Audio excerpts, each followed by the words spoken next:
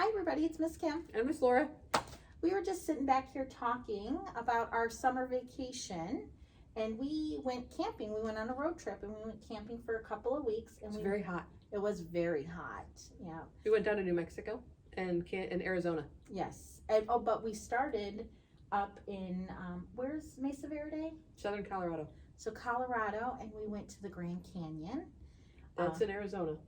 Oh, yes, but we went to Mesa Verde. Just don't confuse them because Yes, you're jumping back and forth because the country's we went big. to a lot of places, and we had picked these books because of the places that we went. Well, one, we went camping because we love to camp. So that'll be segue into my book, which is Don't Feed the Bear. It's about a park ranger and a bear who are battling it out because they want to get the treats from the campers, and the ranger doesn't want the bear to have them.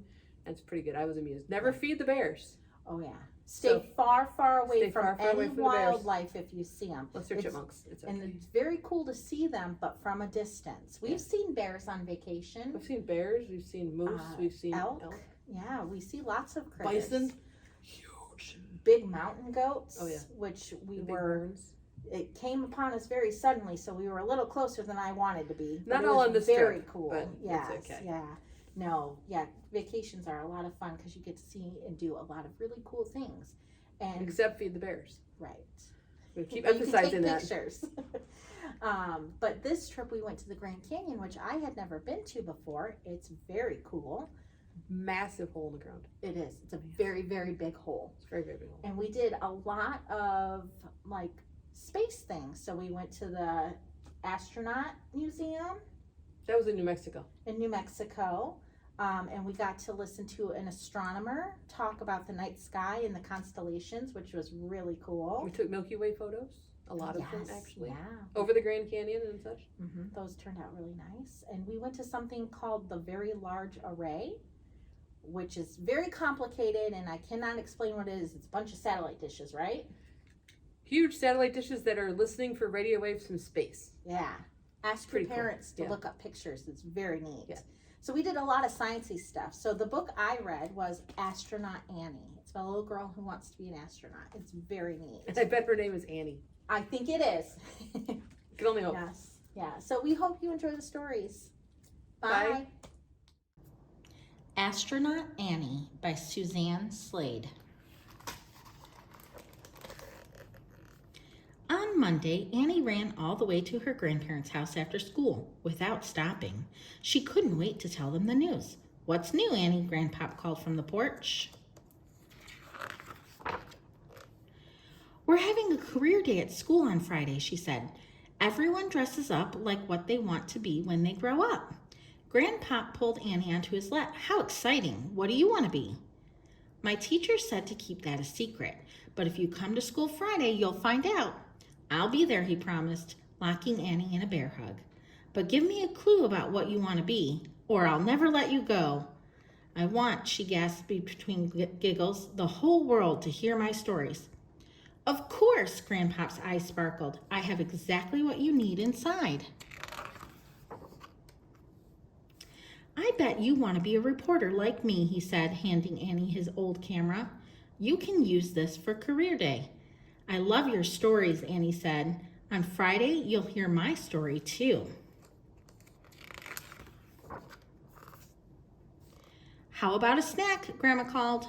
Stomach rumbling, Annie ran to the kitchen. "Did I hear something about career day and a secret?" Grandma asked. "Can you give me a hint?" "I want to be brave," Annie said.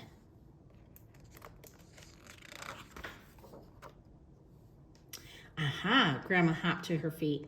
"You want to be a bold, fearless cook like me. Everyone loves my daring desserts." Grandma handed Annie her mixing bowl and oven mitts. "You can use these for career day." Annie kissed Grandma's cheek. "You're the bravest cook I know. On Friday, you'll see how I can be brave too." That evening, Annie told her parents the news. After dinner, Dad called her into the garage. "Could you give me a clue for career day?" he whispered. Annie smiled mysteriously. "I want to explore far-off places." "I knew it." Dad began digging through a pile of boots, maps, and water bottles. "You must want to be a mountain climber." I've dreamed of climbing Mount Everest for years, he said, handing Annie a large backpack. You can't keep a secret from your old dad. I enjoy our hikes, Annie said, but wait till you hear about the places I want to explore. Later, Annie went outside to shoot hoops. Soon, Mom joined her. It's so dark out here, Mom said. Can you see the net? Annie stared up at the sky. I can see lots of interesting things at night. How about a hint for career day, Mom asked, just between us girls. I want to soar high through the air. Annie jumped and shot the ball. Swish. I thought so. Wait till you see what I bought. Mom ran inside and returned with high-top sneakers. These were on sale and just your size. They're awesome, Annie said. Annie's mom dribbled down the driveway and made a perfect layup. I had the best time playing ball in school. I love basketball too, Annie said, and on Friday you'll really see me fly. That week, Annie worked on her costume every night.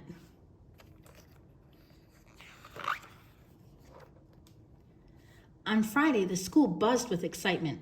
Career Day is finally here, Annie, Dad said. Do you feel like you're on top of the world? Mom scanned the packed room for empty chairs. This is just like a crowded playoff game, she exclaimed.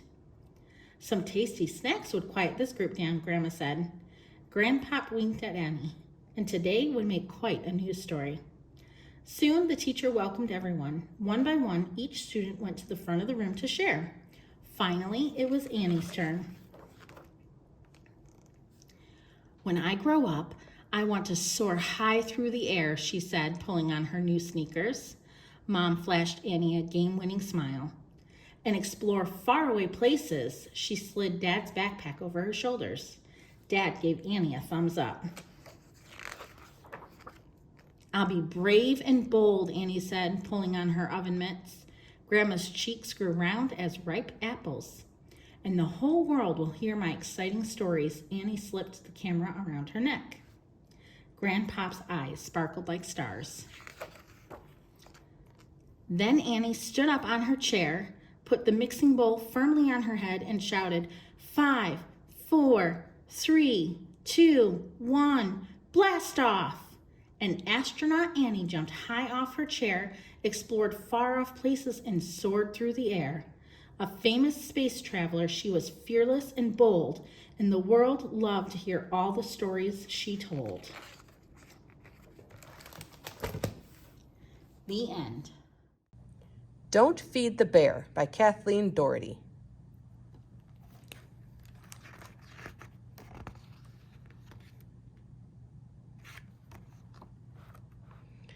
Bear loved when campers left him grub.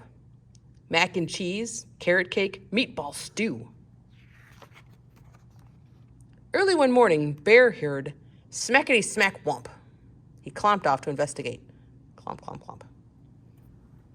The ranger was pounding a sign into the ground. Don't feed the bear. Bear's tummy rumbled. He snarled and grumbled. No more chewy cookies? No more juicy burgers? Stompity stomp grrr. Scribble thonk. Bear put up his own sign. Don't feed the ranger. The campers stared. No one fed the ranger, and no one fed the bear. Bear tried a trick. Not a bear. I am not a bear. Don't feed the bear no matter what he says. It didn't work. The war with words had begun.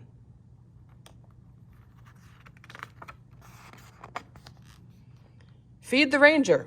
Feed the bear. No matter what. Please feed the ranger rotten eggs and slimy spinach. Hey, you, go ahead, feed the bear wormy apples and moldy muffins. Bear looked at the ranger. The ranger looked at Bear. Bear made a change. Please feed the ranger tasty treats. So did the ranger. Go ahead, feed the bear yummy eats. With their new signs ready, it was time to wait.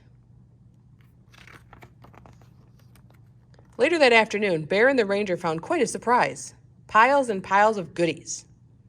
The ranger smiled at Bear, and Bear smiled back. They both had the same idea. They chowed down. After the main course, they smooshed marshmallows and chocolate between graham crackers for the most lip-smacking dessert. It was the perfect picnic. When they had their fill, they put out the fire. The next morning, they worked on a new sign. Thanks for the food. Please leave more. Of course, Bear had to have the last word. Leave s'mores. The end.